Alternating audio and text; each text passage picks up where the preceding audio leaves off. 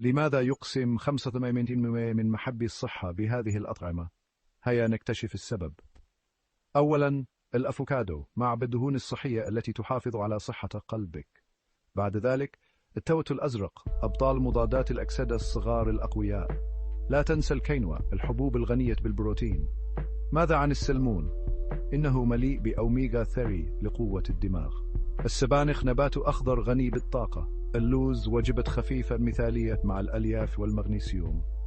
البطاطا الحلوة ليست لذيذة فحسب، بل إنها مليئة بالفيتامينات أيضا.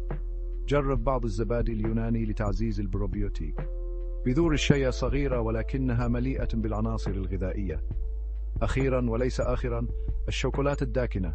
نعم، إنها صحية باعتدال. الأكل الصحي لم يكن بهذه الروعة من قبل. أي واحد ستجربه أولا؟